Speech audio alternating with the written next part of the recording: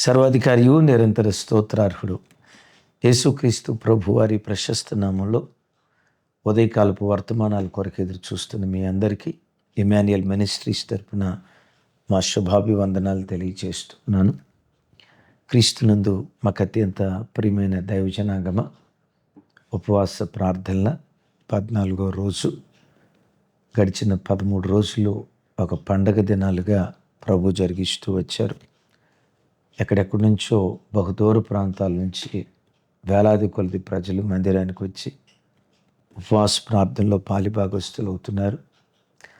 అలాగే వేలాది కుటుంబాలు లైవ్లో కుటుంబ సమేతంగా ఉపవాస ప్రార్థనలో పాలిభాగస్తులు అవుతున్నారు. మీ అందరికీ మా చేతులు జోడించి వినయ మనసుతో మీ అందరికీ కృతజ్ఞతలు తెలియచేస్తున్నాను.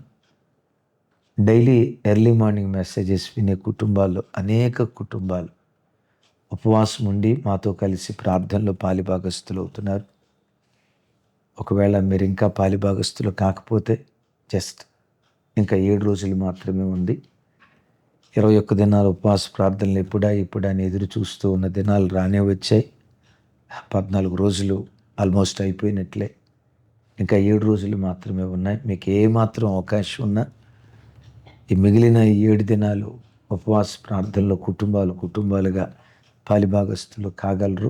అలాగే ప్రధాన యాజకుడి వస్త్రాలను గూర్చి దివ్యమైన వర్తమానాలు గడిచిన రాత్రి ఎఫోదును వదలకుండా న్యాయ విధాన పథకం గొలుసులతో, ఉంగరాలతో, నీలిదారంతో కట్టబడాలి, వదలకుండా అనే మాట ఒక దివ్యమైన సందేశం గడిచిన రాత్రి ప్రభు మాట్లాడారు. ఆ వర్తమానం అయిపోయిన తర్వాత ఎంతోమంది బిడ్డలు మేము శ్రమల్లో ప్రభు కొరకు ఇలా నిలవబడాలి, మా కొరకు ప్రార్థన చేయండి అని ఎంతోమంది బిడ్డలు ఆ వర్తమానం విన్న తర్వాత వారు పొందుకున్న ఆత్మీయ అనుభూతి తెలియచేశారు. మీరు వినకపోతే తప్పకుండా విని ఆశీర్వదించబడండి. ఈరోజు రేపు రాగల ఈ 3 దినాలు ఎఫోదు నిలువుటంగి గూర్చి దాని తలభాగం గోటులాగా అంటే కాలర్లాగా కుట్టినట్లుగా అది చెరగకుండా ఉండనట్లు అనే మాట. చెరగకుండా ఉండటం అంటే ఏంటి? ఎఫోదు నిలువుటంగి దేని గుర్తు? దాని కిందున్న దానిమ్మ పండ్ల ఆకారం, బంగారు గంటలు, దివ్యమైన వర్తమానాలు పరిశుద్ధాత్మ దేవుడు వీడియో రూపంలో మనకు వివరిస్తూ ఉన్నారు. తప్పకుండా విని ఆశీర్వదించబడగలరు. అలాగే ఈ ఉపవాస ప్రార్థనలు 14వ తారీఖుతో ముగించబడతాయి. 14వ తారీఖు మధ్యాహ్నం బాప్తిసాల ఆరాధన ఉంది. ఆగస్టు 15వ తారీఖు కుటుంబ ఆశీర్వాద ప్రార్థన. విచ్ఛిన్నమైపోతున్న కుటుంబాలు, మన కుటుంబాలు కట్టబడేది ఎలా? దారి తప్పిపోతున్న పిల్లలు, వారిని దారిలోకి తెచ్చేది ఎలా?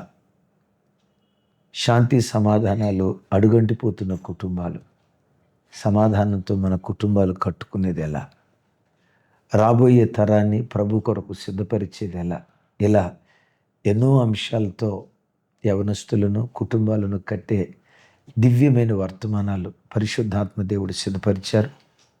తప్పకుండా కుటుంబాలుగా పాలుంది దైవాశీర్వాదాన్ని పొందుకోగలరని ప్రేమతో మీ అందరికీ మనవి చేస్తూ ఈరోజు ఓ ప్రత్యేకమైనటువంటి వర్తమానం, గతంలో ఎన్నడూ ఎప్పుడు వినని వర్తమానం. పరిశుద్ధాత్మ దేవుడు ఈ ఉపవాస ప్రార్థన దినాల్లో మీతో పంచుకోవాలని నా హృదయాన్ని బలంగా రేపిన దాన్ని బట్టి రికార్డెడ్ మెసేజ్ వేయకుండా ఓ ప్రత్యేకమైన గతంలో వినని వర్తమానం మీతో పంచుకోవాలని పరిశుద్ధాత్మ దేవుడు నాతో మాట్లాడిన దాన్ని బట్టి వర్తమానం మీ కొరకు సిద్ధపరిచి దేవుడిచ్చారు. మీకు తెలుసో తెలియదు, మనిషి చెవి ఆకారం, తల్లి గర్భంలో ఉన్న ఆ శిశువు పండుకున్న ఆకారం సేమ్ ఒకే రకంగా ఉంటుంది. మదర్స్ వూంబ్, తల్లి గర్భం, మనిషి చెవి as it is. Xerox copy అంటారు చూసారా, రిప్లికా అంటారు చూసారా, సేమ్ ఒకే రకంగా ఉంటాయి. ఎందుకు ఒకే రకంగా ఉంటాయో తెలుసా? తల్లి గర్భంలో పడిన శిశువు పెరిగి పెద్దవాడై ఆ శిశువు బయటకు వచ్చినట్లుగా ఒక మనిషి తన చెవులతో వినే మాటలు, ఈ చెవి గర్భం లాంటిది. నువ్వు వినే ప్రతి మాట విత్తనం లాంటిది. తల్లి గర్భంలో బిడ్డ రూపాంతరం చెంది బయటకు వచ్చినట్లుగా ఈరోజు నీ చెవులతో వినే మాటలు రేపు నీ క్రియలుగా మారిపోతాయి. విన్నారా ఈ మాట? నువ్వు మంచి మాటలు వింటే, నీ చెవులతో మంచి మాటలు వింటే, ఆ మంచి మాటలు విత్తనాలని చెప్పే కదా, ఆ విత్తనమే మొలకెత్తి ఓ మహావృక్షమై సత్ప్రవర్తన ద్వారా బయటకు వస్తాయి. నీ చెవులతో ప్రార్థన గూర్చి వింటే ప్రార్థనాపరుడు అవుతావు. విశ్వాసాన్ని గూర్చి వింటే విశ్వాసవీరుడు అవుతావు. పరిశుద్ధతను గూర్చి వింటే నువ్వు వినే మాట విత్తనం. నీ చెవి గర్భం లాంటిది, తల్లి గర్భం లాంటిది. అందుకనే యేసుక్రీస్తు వారు చెవిని గూర్చి మాట్లాడుతూ ఎన్నో విషయాలు, చెవి గలవాడు వినును గాక, ఈ నా మాటలు మీ చెవులలో నాటబడనీయుడి. ప్రభువారు అలా మాట్లాడుతూ ఓ ప్రత్యేకమైన మాట ప్రభు అంటారు. చూడండి, మార్క్స్ వార్త 4వ అధ్యాయం 24వ వచనం. మరియు ఆయన, మీరేమి వినుచున్నారో జాగ్రత్తగా చూచుకొనుడి. విన్నారా? మీరేమి వినుచున్నారో జాగ్రత్తగా చూచుకొనుడి. మీ చెవులతో ఎలాంటి మాటలు వింటున్నారో చూడండి. ఆరోగ్యం జాగ్రత్త, కెరియర్ జాగ్రత్త, షుగర్ లెవెల్లో, బీపీ లెవెల్లో జాగ్రత్త, ఇవన్నీ కంట్రోల్లో పెట్టుకోండి, జాగ్రత్త. పిల్లల్ని స్కూల్కి పంపించేటప్పుడు, నాన్న రోడ్డు దాటేటప్పుడు జాగ్రత్త, స్పీడ్ వెళ్ళమాకే, 40 దాటమాకే, జాగ్రత్త, రోడ్డు మీద వెళ్ళేటప్పుడు, బైక్ రైడ్ చేసేటప్పుడు జాగ్రత్త అని మనం జాగ్రత్తలు చెప్తామే. కానీ ప్రభువారు అంటారు, మీ చెవులతో ఏమి వినుచున్నారో జాగ్రత్తగా చూసుకోండి. ఏంటి? చెవులతో ఏది పడితే అది వింటే ఏమైందంటే నష్టమే ఉంది. కొంతమంది అంటారు, ఈ చెవులతో ఆ చెవులతో వదిలేస్తారు. అట్లా కుదరదు. విన్నారా? కొన్నిసార్లు అంటాం, ఈ చెవితో విని ఆ చెవితో వదిలేస్తారు. అది కొంతవరకు నిజమే. చెవి ఆకారం చూడండి. తల్లి గర్భం ఏ ఆకారంలో ఉంటుందో ఆకారం. నువ్వు వినే ప్రతి మాట విత్తనం లాంటిది. నీ చెవి అనే గర్భాశయంలో పడి, ఒక భక్తుడు ఇలా అంటాడు, చాలా ఖరీదైన మాట. దీని లోతు అర్థం చేసుకుంటేనే, దీని మాధుర్యం, నా భాషలో చెప్పాలంటే దీని మజా అంటే మాజా అనుకునేది కాక, దీని మజా మీరు అనుభవించగలరు. కన్ను వర్తమానం చూస్తుంది, చెవి భవిష్యత్తు చూస్తుంది. విన్నారా? కన్ను వర్తమానం, ప్రస్తుతం ఏమై ఉందో ప్రస్తుతం చూస్తుంది. చెవుందు చూసారా? భవిష్యత్తు. అంటే ఈరోజు చెవులతో వినే ఆ మాటలే రేపు నీకు భవిష్యత్తు అయిపోతాయి. అవునా? అక్కడ దాకెందుకు, బైబిల్లో కొన్ని సందర్భాలు మీకు జ్ఞాపకం చేస్తా. భయం పుట్టించే మాటలు వింటే పిరికొడు అయిపోతావు. ధైర్యం పుట్టించే మాటలు వింటే పరాక్రమవంతుడు అవుతావు. ఎలా? రెండు సందర్భాలు చెప్తాను. కనాను దేశాన్ని వేగు చూడటానికి వేగులు వారిని పంపించారు. 10 మంది వచ్చి ఇజ్రాయిలీల గుండెలు అవిసేటట్లుగా, బ్రద్దలయ్యేటట్లుగా, బాబోయ్ ఏమనుకున్నారా? కనానీయులు అంటే దీర్ఘదేహులు, ఒక్కొక్కడు దెయ్యమంతిస్తున్నాడు. ఒక్కొక్కడు అసలు వాడిని చూడటానికి వాళ్ళ పక్కన మేము నిలవబడితే మిడతల్లాగున్నాం. వాళ్ళని చూస్తే బాబోయ్ దీర్ఘదేహులు, వాళ్ళ ముందు మనం ఆఫ్టర్ ఆల్ ఆ దేశం మీదకి మనం యుద్ధానికి వెళ్ళామా, ఒక్కళ్ళం కూడా మిగలం అని వీళ్ళు గుండెలు పగలటమే కాకుండా ఆ మాటలు ప్రజలకు చెప్పారు. వినండి, వారు చెప్పే మాటలు ఏది పిరికి మాటలు, భయాన్ని పుట్టించే మాటలు, ఆ మాటలు వినటంతో వీళ్ళ గుండెల్లో భయం బయలుదేరి గడగడగడ వణుకుతూ సంఖ్యాకాండం 14వ అధ్యాయం మొదటి వచనానికి వచ్చేసరికి దైవజనుడైన మోషే దగ్గరకు వచ్చేసరికి ఏడ్చారట. ఎందుకు వీళ్ళు పిరికోళ్ళయ్యారు? ఎందుకు వీళ్ళు గడగడ వణుకుతున్నారు? ఎందుకు వీళ్ళు భయపడుతున్నారు? భయాన్ని పుట్టించే మాటలు వారి చెవులతో విన్నారు. మీకు తెలుసా? ధైర్యాన్ని పుట్టించే మాటలు చెవులతో వింటే వినుట వలన విశ్వాసం కలుగును అని రాసిందే. ఒక అద్భుతమైన సిచ్యువేషన్ మీకు జ్ఞాపకం చేస్తాను. గిద్యోను, నువ్వు మిద్యానీయుల మీద యుద్ధానికి వెళ్ళు పలుమార్లు దేవుడు చెప్పాడు.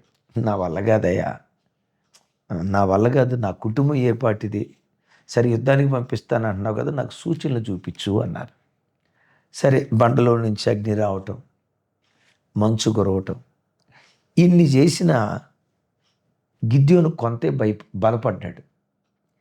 గిద్యోను బాగా ధైర్యం తెచ్చుకున్న సందర్భం ఎక్కడో తెలుసా? దేవుడు అక్కడ ఒక మాట అంటాడు చూడండి, అద్భుతమైనటువంటి మాట. న్యాయాధిపతుల గ్రంథం, మీ బైబిల్ తెరిచి చూడండి. న్యాయాధిపతుల గ్రంథం 7వ అధ్యాయం 9వ వచనం నుంచి అవన్నీ చదవటానికి వల్లబడదు, కానీ 15వ వచనం వరకు జస్ట్ అవసరమైన మాటలు చదువుతాను.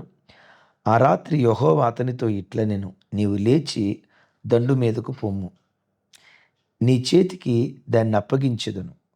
పోవుటకు నీకు భయమైన యెడల నీ పనివాడైన పోరాతో కూడా దండుకు దిగిపోము. వారు చెప్పుకొనుచున్న దానిని వినిన తర్వాత నీవు దండులోనికి దిగిపోవుటకు నీ చేతులు బలపరచబడునని చెప్పగా, వినండి మాట, వారు చెప్పుకొనుచున్న దానిని వినిన తర్వాత నీ చేతులు బలపరచబడతాయి. ఏంటంట? వారు చెప్పుకునే మాటలు విను, అవి వింటూ ఉంటే నీ చేతులు బలపడతాయి. ఏమంటే చెవులకి చేతులకి ఏం సంబంధం సార్? విన్నారా? అక్షరాలు తెలిసినాయి కదా అన్న అనకండి. చెవులకి చేతులకి ఏమి సంబంధం అంటాడు? నీ చెవులతో వినే మాటలు నీ చేతులను బలపరుస్తాయి. సరే, ఆ రాత్రిపూట గిద్యోను తన పనివాడితో కూడా మిద్యాను గుడారాల దగ్గరికి వెళ్ళాడు. ఒక మిద్యానీయుడు ఏం మాట్లాడుతున్నాడో తెలుసా? నాకు రాత్రి ఒక కల వచ్చింది. ఇజ్రాయిలీల గుడారాల్లో నుండి ఎవల రొట్టె ఒకటి డొర్లుకుంటా మన గుడారాలను కొట్టేసింది. ఆ రొట్టె తగలటంతో మన గుడారాలన్నీ పడిపోయినాయి. ఇదేంటో నాకు అర్థం కాలేదు అని అంటే, ఈలోపు ఒకడు అంటాడు, ఆ ఎవల రొట్టె ఎవరు అనుకున్నావురా? న్యాయాధిపతి గిద్యోను ఉన్నాడే, ఆ ఎవల రొట్టె గిద్యోనే. ఇప్పుడు గిద్యోను మన మీదకి రాబోతున్నాడు. మిద్యానీయులైన మనందరిని ఓడించబోతున్నాడు. గిద్యోను ముందు మనం నిలబడలేం. వాళ్ళ దేవుడు గిద్యోను నిలబెట్టి వాడుకోబోతున్నాడు. ఎవలు రొట్టెనే గిద్యోను వచ్చి మన గుడారాలు మన గుడారాలు పడగొట్టబోతున్నాడు. అయిపోయిందిరా మన పని అని వాళ్ళు మాట్లాడుకుంటున్నారు. వింటున్నారా? ఆ మాట గిద్యోను ఎప్పుడైతే విన్నాడో, అంటారు కదా, Boost is the secret of my energy అంటారే. ఈయన సీక్రెట్ ఏంటో తెలుసా? చెవులతో విన్న మాటలు. గిద్యోను ఆ పరాక్రమవంతుడై మనల్ని ఓడించబోతున్నాడు అన్న మాట ఎప్పుడైతే విన్నాడో, విచిత్రం, 33,000 మంది యుద్ధానికి బయలుదేరితే ఇంచుమించు కొంచెం అటు ఇటుగా, అందులో చివరికి దశంభాగం కూడా మిగల, 3,000 కూడా మిగల, 300 మంది మిగిలారు. ఆ 300 మందితో మిద్యానీయుల మీద యుద్ధానికి వెళ్ళి అఖండమైన విజయాన్ని సాధించాడు. అంటాడు, యెహోవా ఖడ్గం, గిద్యోను ఖడ్గం. యెహోవాకు విజయం, గిద్యోనుకు విజయం. గిద్యోను, ఎంత ధైర్యపడి నువ్వు ఎట్లా యుద్ధం చేయగలిగావు? చెవులతో వినే మాటలు చేతులను బలపరిచాయి. హృదయం ఉప్పొంగుతుంది ఈ మాట చెప్తున్నప్పుడు. అందుకని పెట్టారా, ఒక సూత్రం నేర్చుకోండి. ఎప్పుడు పిల్లల్ని కృంగదీసే మాటలు మాట్లాడద్దు. వీడికి మతి మరిపండే, వీడికి చదివింది గుర్తుండదండే, వీడు నిద్రపోతాడండే, కొంతమంది చెప్పే ఎంత తింటాడంటే, ఆడు నిద్రపోతాడండి, ఒక్కటి గుర్తుండదండి, నా కడుపుని చెడబుట్టాడండి. చెవి గర్భం లాంటిదని విన్నాం కదా. వీడు మతిమరిపోడండి నువ్వు 150 సార్లు అంటే అయ్యుండొచ్చు. కానీ వాడినేటట్లుగా నువ్వు అన్నావు అనుకో, వాడు ఫిక్స్ అయిపోతాడు. ఆడు ఫిక్స్ అవ్వటం కాదు, వాడి చెవి గర్భంలాగా మారిపోయి నేను మతిమరిపోనంట, నాకు చదివింది గుర్తుండదంట, నేను మతిమరిపోనంట. నిజంగా మతిమరిపోడిపోతాడు. నేను గతంలో చాలాసార్లు చెప్పాను, 8వ తరగతి దాకా నేను ఆర్డినరీ స్టూడెంట్ని. 8వ తరగతి క్వార్టర్లీ ఎగ్జామ్స్ రాసినప్పుడు సోషల్ స్టడీస్లో ఆ రోజుల్లో నాకు 88 మార్కులు వచ్చినాయి. మా టీచర్ గారి పేరు ప్రసాద్ బాబు గారు, ఆర్సీఎం హై స్కూల్ అత్తలూరు. ఎప్పుడైతే 85 మార్కులు వచ్చాయో క్లాస్ రూమ్లో అందరి ముందు పిలుస్తా, ఆ మార్క్స్ మెమో ఇస్తా, వీడు క్లాస్ ఫస్ట్ తెచ్చాడు సోషల్ స్టడీస్లో 88 మార్కులు, అందరూ చప్పట్లు కొట్టని అట్టంతో వాళ్ళు చప్పట్లు కొడతా ఉంటే ఆ చప్పట్లు చెవుల్లో వినపడ్డాయి. లోపటి నుంచి ఇంకా అసలు ఏమైపోయామో అర్థం కాల. దగ్గరికి వెళ్ళటంతో ఆయన అన్నాడు, రేయ్ సోషల్ స్టడీస్లో 88 రావటం అంటే మాటలు అనుకున్నావురా, మ్యాథ్స్లో వస్తాయి రా, సోషల్ స్టడీస్లో రావు. నువ్వు ఎంత మేధావివో, నువ్వు తెలియగలిగినోడివే కానీ నువ్వు చదవరా, నువ్వే గనక కష్టపడి చదివితే క్లాస్ ఫస్ట్ నీదే రా అన్నాడు. నువ్వు మేధావిరా అన్నాడు. నేను మేధావినో కాదో తర్వాతగానే ఆ మాటలు విత్తనాల్లాగా నా చెవిలో పడ్డాయి.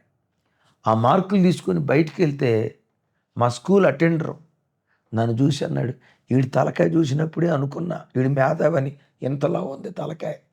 ఆయన అన్నమాట, ఆ మాటలు ఎట్లా అనిపించినాయో తెలుసా? అమ్మో నేను తెలియగలిగినోడంట, నేను బాగా చదువుకుంటే ఇంకా క్లాస్ ఫస్ట్ వస్తానంట. ఆ మాటలు విని విని కష్టపడి చదువుకోవటం ప్రారంభించా. అద్భుతం. చదువుల్లో దేవుని కృప టాపర్గా ఉండటానికి దేవుడు కృప చూపించాడు. అమ్మా ఎప్పుడు పాజిటివ్ వర్డ్ చెవుల దగ్గర పదే పదే మాట్లాడుతూ ఉండండి. రెండవది, అపవిత్రమైన మాటలు ఎప్పుడు నీ చెవుల దగ్గర వినబడినీకు. విన్నారు కదా, చెవి గర్భం లాంటిదైతే ఆ గర్భంలో ఆ చెవిలో వినబడే ప్రతి మాట విత్తనం లాంటిది. గర్భములో ఉన్న శిశువు పెరిగి ఎలా బయటకు వస్తాడో అపవిత్రమైన మాటలు వింటూ వింటూ వింటూ వింటూ బ్రతికితే ఒకానొక రోజు అపవిత్రురాలి అయిపోతావు. మీకు తెలుసా, అసలు ఈ చెవి సృష్టిని పాడు చేసింది సార్. విన్నారు ఈ మాట? ఈ చెవి సృష్టిని పాడు చేసింది. ఎక్కడన్నా చెవి ఎక్కడ సృష్టిని పాడు చేసిందన్న అని అంటారా? సైతాన్ గాడు వచ్చి, అవమ్మ ఈ పండు తింటే గనక నువ్వు దేవదూతలాగా అయిపోతావు, నీకు అంత అందం వస్తుంది, అది ఇది అని చెప్పాడు. ఆ మాటలు చెవిగా పిలువబడుతున్న ఈ గర్భంలో ఆ చేదైన మాటలు విత్తనాల్లాగా నాటబడ్డాయి. నేనంట ఆ మాటలే వినకుండా దేవుని మాటే తన మనసులో పెట్టుకొని ఉంటే ఏమైపోయి ఉండేది? అందుకనే అపోస్తుడైన పౌలు గారు తన ప్రియ శిష్యుడైన యవనస్తుడైన తిమోతితో అంటాడు, తిమోతి అపవిత్రమైన వినండి అపవిత్రమైన వట్టి మాటలకు విముఖుడువయ్యుండో. అట్టి మాటలు మాట్లాడువారు మరెక్కువ భక్తిహీనులవుతారు. వినారా ఈ మాట? అట్టి మాటలు మాట్లాడువారు మరెక్కువ భక్తిహీనులవుతారు. ఏ మాటలు? అపవిత్రమైన వట్టి మాటలు. తల్లి, ఆ అమ్మాయి టంట, వాళ్ళ ఆయన ఎట్ట చేశాడట, వాళ్ళ అమ్మాయి పలానా, ఇలాంటి మాటలు నువ్వు మాట్లాడుతూ ఉంటే ఆ మాటలు కనుక నీ పిల్లలు విన్నారంటే చెవి గర్భం లాంటిది. అపవిత్రమైన మాట విత్తనం లాంటిది.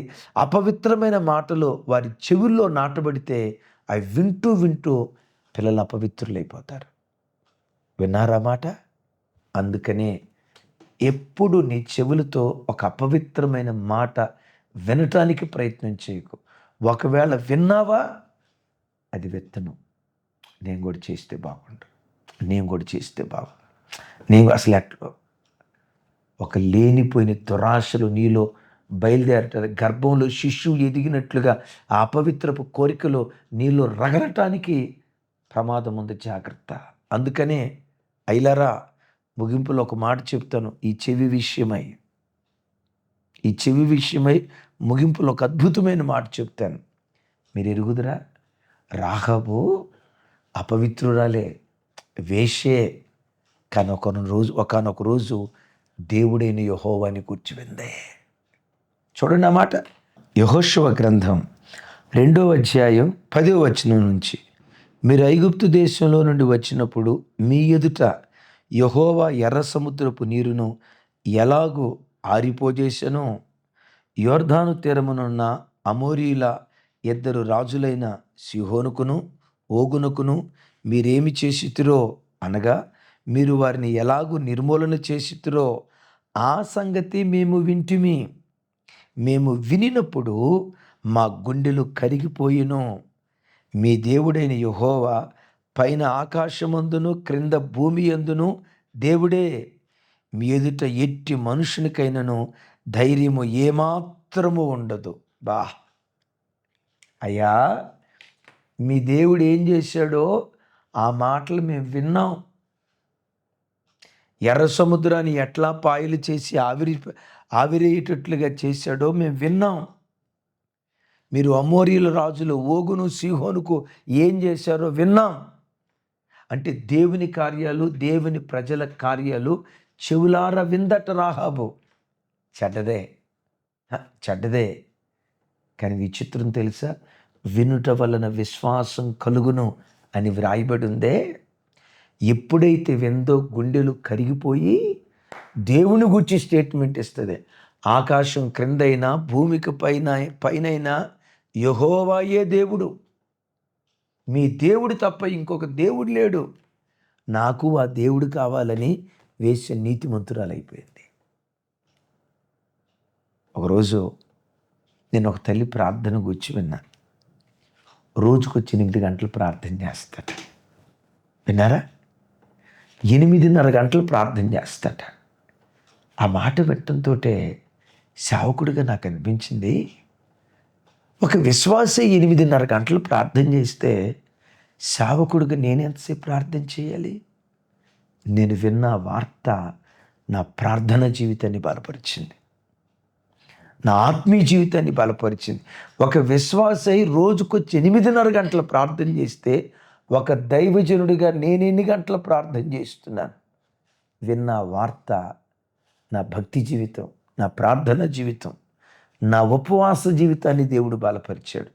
ఎవరో చెప్తున్నారు, అన్నయ్య 21 దినాల ఉపవాస ప్రార్థనలో మీరు సేవకులందరూ ఉపవాసం ఉంటున్నారుగా. ఆ వార్త నా చెవులతో విన్నప్పుడు మీ వయసు కూడా చెప్పారు, ఈ వయసులో కూడా మీరు కూడా ఉంటున్నారని చెప్పారు. ఇంకొక బాబు, సేవకు వచ్చిన బాబు 20 సంవత్సరాల బాబు, ఆ బాబు కూడా, చిన్న అబ్బాయి కూడా 21 రోజులు ఉపవాసం ఉన్నారన్నారు. ఆ మాటలు వినటంతో నేనెందుకు ఉండకూడదు? నేనెందుకు ఉపవాసం ఉండకూడదు? ఆ మాట ఉపవాసం ఉండేటట్లుగా నా చేతులను బలపరిచిందయ్యా. నేను ఉపవాసం ఉంటున్నానని కొన్ని వందల మంది మెసేజ్ చేసి తెలియచేస్తూ ఉన్నారు. అమ్మా, అందుకనే అద్భుతమైన మాట గమనించండి. ఆ రోజుల్లో యాజకుడు, అలాగే నిత్యదాసుడు, యాజకుడిని ప్రతిష్ఠించేటప్పుడు ఆ పొటేలు రక్తంతో చెవిని, కుడి బొటన వేలుని, కాలు బొటన వేలుని రక్తంతో చెమురుస్తారు, చెవిని చెమురుస్తారు. నిత్యదాసుడైతే ఏం చేస్తారో తెలుసా? తలుపు దగ్గరికి తీసుకెళ్ళి ఆ చెవిని తలుపులో పెట్టి కుదురుతో గుచ్చుతారు, చెవిని గుచ్చుతారు. దాని అర్థం ఏంటో తెలుసా? నా చెవులను ప్రతిష్ఠించబడిన చెవులుగా ఉంచుకుంటా. వ్యర్థమైన మాటలు నేను వినను, అపవిత్రమైన మాటలు నేను వినను, చెడ్డ మాటలు నా చెవులతో వినను. ఇది గర్భం లాంటిది. ఈ గర్భంలో ఏ విత్తనం విత్తుతామో అవే మొలకెత్తుతాయని చెప్పారు కదా. ఈరోజు వాక్యం వింటుండగా నీ చెవులకు యేసయ్య రక్తాన్ని పూసుకో. నీ చెవులను ప్రతిష్ఠించబడిన చెవులుగా చేసుకో. వ్యర్థమైన మాటలు వినకుండా నిన్ను నీవు కాపాడుకో. ముగిస్తున్నా. కళ్ళు వర్తమానాన్ని చూస్తాయి, చెవులు భవిష్యత్తును శాసిస్తాయి. ఈరోజు నీ చెవులతో ఏది వింటావో రేపది నీకు భవిష్యత్తుగా మారిపోతుంది. అట్టి కృప దేవుడు మనందరికీ దయచేయునుగాక. చెవులు జాగ్రత్తగా కాపాడుకుందామా? ప్రార్థన. సర్వశక్తిగల తండ్రి, ఒక అద్భుతమైన సందేశం మా జీవితంలో ఎప్పుడు వినని ఓ దివ్యమైన వర్తమానం మాకు వినిపించావు. మా చెవులు జాగ్రత్తగా కాపాడుకునే కృప దయచేయి. మా చెవులు జాగ్రత్తగా కాపాడుకునే కృప దయచేయి. యేసు నామం పేరిట ఇవి మీ రక్తంతో ప్రోక్షించబడునుగాక. ప్రతిష్ఠించబడిన చెవులుగా మా చెవులుండునుగాక. అయ్యా, మీ మాట తప్ప వ్యర్థమైన మాటలు ఇక మీదట మా చెవులతో వినకుందుముగాక. ప్రతిష్ఠించబడిన చెవులుగా మా చెవులను మీరు చేసి ప్రతి దినం నిన్ను గూర్చి వినాలి. విశ్వాసపూరితమైన మాటలు వినాలి. దైవికమైన మాటలు వినాలి. పరిశుద్ధత కలిగిన మాటలు వినాలి. యేసు నామం పేరిట మే వినిన మాటలు మా చేతులను బలపరచునుగాక. పవిత్రతను విని పవిత్రత చేసే చేతులుగా మా చేతులను మీరు చేయుదురుగాక. సమస్త ఘనత మహిమ ప్రభావాలు మీకే ఆరోపిస్తూ యేసు నామం పేరిట ప్రార్థించి స్తుతించి పొందియున్నాం తండ్రి. తండ్రి అయిన దేవుని ప్రేమ, కుమారుడైన యేసుక్రీస్తు వారి దివ్య కృప, పరిశుద్ధాత్మ దేవుని సహవాసం మనకు సకల పరిశుద్ధులకు సదా తోడై ఉండి నడిపించునుగాక. ఆమేన్. ఆమేన్. Thank you. కృపా సమాధానాలు మనందరికీ తోడై ఉండునుగాక.